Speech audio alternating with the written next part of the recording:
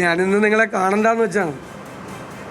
മുഖ്യമന്ത്രിയുടെ പത്രസമ്മേളനം കേട്ടപ്പോൾ നിങ്ങളോടൊന്ന് നിങ്ങളെ കാണണമെന്ന് തോന്നി. മുഖ്യമന്ത്രി രാഹുൽ മാങ്കൂട്ടത്തിൻ്റെ വിഷയത്തിൽ അദ്ദേഹത്തെ ഞങ്ങൾ പ്രതിപക്ഷ നേതാവ് സംരക്ഷിക്കുകയാണ് എന്നുള്ളൊരു ആരോപണമാണ് ഉന്നയിച്ചത്. ബാക്കിയുള്ള ആളുകൾ പറയുന്നത് കേട്ടിട്ട് വേണം വേണ്ടത് ചെയ്യാൻ എന്നെല്ലാം അദ്ദേഹം സൂചിപ്പിച്ചു. അദ്ദേഹത്തിൻ്റെ പ്രത്യേകമായ ഉപദേശത്തിന് നന്ദി. അദ്ദേഹം നിങ്ങൾക്ക് എല്ലാവർക്കും അറിയാവുന്നതുപോലെ മുഖ്യമന്ത്രി എന്ന് പറഞ്ഞതുപോലെ ഒരു പരാതിയില്ല, ഒരു FIR ഇല്ല, ഒരു കേസുമില്ല. പക്ഷെ ധാർമ്മികതയുടെ പേരിൽ, സ്ത്രീത്വത്തോടുള്ള ബഹുമാനത്തിൻ്റെ പേരിൽ ഞങ്ങൾ നടപടിയെടുത്തു. ഒരു പാർട്ടിക്ക് എടുക്കാൻ പറ്റാവുന്ന ഏറ്റവും വലിയ നടപടിയെടുത്ത് ഞങ്ങൾ മാറ്റി നിർത്തി. എൻ്റെ നേരെ വിരൽ ചൂണ്ടിയ മുഖ്യമന്ത്രിയോട് എനിക്ക് പറയാനുള്ളത്, അദ്ദേഹത്തിൻ്റെ ബാക്കി 4 വിരലും അദ്ദേഹത്തിൻ്റെ നെഞ്ചിലേക്കാണ് ചൂണ്ടിയിരിക്കുന്നത്. ആരാണ് ഈ മുഖ്യമന്ത്രി ആരെയൊക്കെയാണ് സംരക്ഷിച്ചിരിക്കുന്നത്? ലൈംഗിക അപവാദ കേസിൽപ്പെട്ട 2 പേർ മന്ത്രിമാരായി ഈ മന്ത്രിസഭയിലുണ്ട്. CPMലെ ഏറ്റവും സീനിയർ നേതാവ്, ആരോപണം ഉന്നയിച്ച, പരാതി കൊടുത്ത കേസിലെ പ്രതിയാകേണ്ട ആൾ, അത് പോലീസിന് കൊടുക്കാതെ അത് പാർട്ടി കോടതിയാക്കി മാറ്റി ആളെ സംരക്ഷിച്ച് മുഖ്യമന്ത്രിയുടെ കൂടെയുണ്ട്. ആ സീനിയർ നേതാവ് പാർട്ടിയിൽ സൈഡ് ലൈൻ ചെയ്യപ്പെട്ടു. വളരെ മുതിർന്ന നേതാവ്, എല്ലാവരാലും ബഹുമാനിക്കപ്പെട്ടിരുന്ന നേതാവ്, ഈ പരാതി കൊടുത്തതിൻ്റെ പേരിൽ മുഖ്യമന്ത്രി അദ്ദേഹത്തെ സൈഡ് ലൈൻ ചെയ്തു.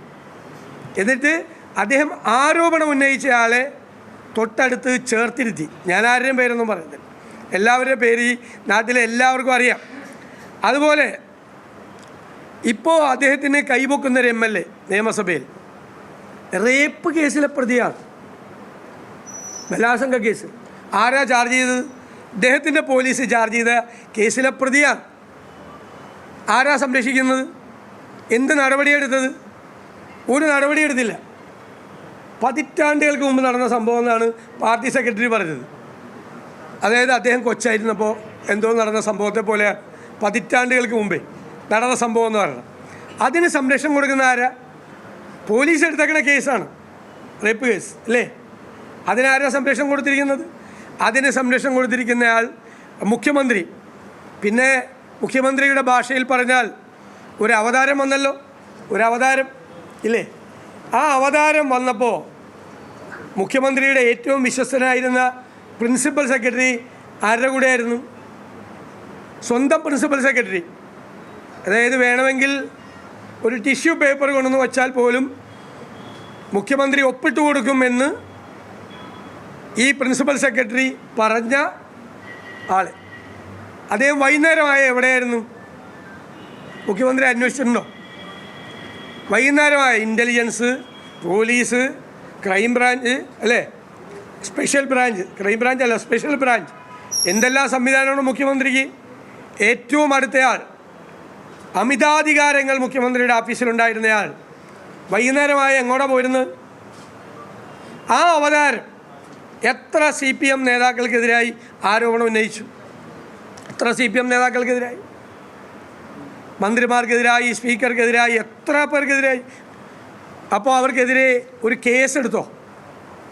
ഒരു ഡിഫമേഷൻ കേസ് അവർക്കെതിരെ കൊടുത്തോ? ഇവരാരെങ്കിലും കൊടുത്തില്ലല്ലോ. ഈ പറയുന്ന പരാതിയുടെ പുറത്ത് ആർക്കെങ്കിലും എതിരെ ഒരു കേസെടുത്തോ? അവർക്കെതിരായി ഈ പാർട്ടി, ഇദ്ദേഹത്തിൻ്റെ പാർട്ടി, ഇദ്ദേഹം പോളിറ്റ് ബ്യൂറോ മെമ്പറായ പാർട്ടി ഒരു നടപടിയെടുത്തോ? നടപടിയെടുത്തില്ല. വേറൊരു MLAയുടെ വാട്സാപ്പ് സന്ദേശം, ഇപ്പോൾ വാട്സാപ്പിനെ കുറിച്ചാണ് പുള്ളി പറഞ്ഞത്, മുഖ്യമന്ത്രി പറഞ്ഞത്. വേറൊരു MLAയുടെ, ഒരു സീനിയർ MLAയുടെ, ഒരു മുൻ മന്ത്രിയുടെ വാട്സാപ്പ് സന്ദേശം 2-2.5 കൊല്ലമായി ഇങ്ങനെ കിടക്കിക്കൊണ്ടിരിക്കുക. ഒരു നടപടി എടുത്തോ പാർട്ടി? ഒരു നടപടി പാർട്ടി ചോദിച്ചോ? ഒരു വിശദീകരണം ചോദിച്ചോ? ഒരു വിശദീകരണവും അദ്ദേഹം ചോദിച്ചില്ല. മുഖ്യമന്ത്രിയുടെ പ്രിൻസിപ്പൽ സെക്രട്ടറി ഈ അവതാരം എന്ന് അദ്ദേഹം വിശേഷിപ്പിച്ച ആളുമായി ബന്ധപ്പെട്ട് 100 ദിവസം ജയിലിൽ പോയി, പിന്നെ തിരിച്ചു വന്ന് പിന്നെയും ജയിലിൽ പോയി. മുഖ്യമന്ത്രിയുടെ ഓഫീസിലായിരുന്നു ഈ ഏർപ്പാട് മുഴുവൻ. ഈ ഏർപ്പാട് മുഴുവൻ മുഖ്യമന്ത്രിയുടെ ഓഫീസിലാണ്. എന്നിട്ട് ഒരു പരാതിയില്ലാതെ FIR ഇല്ലാതെ ഉള്ള കേസിൽ ധാർമ്മികതയുടെ പേരിൽ ശക്തമായ നടപടി സ്വീകരിച്ച ഞങ്ങളുടെ മുഖത്ത് നോക്കി ഇത്രയും പേരെ സംരക്ഷിച്ച ഇന്ത്യയിലുണ്ടാവില്ല ഇതുപോലത്തെ ഒരു രാഷ്ട്രീയ നേതാവ് പിണറായി വിജയനെ പോലെ.